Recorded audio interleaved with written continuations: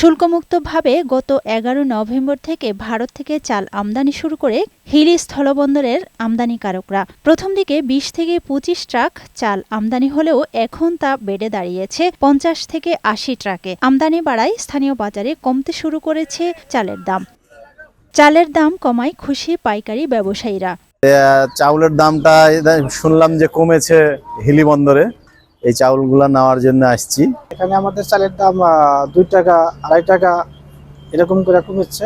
মোটামুটি এই ৪ আইটেম ৫ আইটেমের চাল ঢুকতেছে। এখন বর্তমানে বাজার গত সপ্তাহের চাইতে এখন ১ টাকা ১.৫ টাকা কম পাওয়া যায়। আমদানিকারকরা জানান ডলারের দাম কিছুটা কমেছে আর ক্রেতা সংকটে বাজারে প্রভাব পড়তে শুরু করেছে।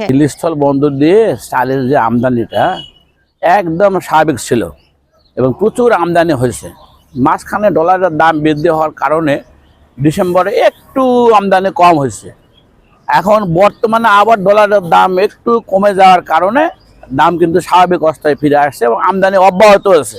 আমদানি করা চাল দ্রুত বন্দর থেকে ছাড় দিতে সহযোগিতার কথা বলছেন বন্দর ও কাস্টমস কর্তৃপক্ষ। আমাদের ১২০ ট্রাক চাউল আমদানি হয়েছে এবং আমরা দ্রুততার সহিত শুল্কায়ন সম্পন্ন করে ছাড় প্রদান করতেছি। আর অন্য পণ্যগুলো স্বাভাবিক আমদানি হচ্ছে, এ বিষয়ে কোনো সমস্যা নাই। আফরোজা সুলতানা, বৈশাখী সংবাদ।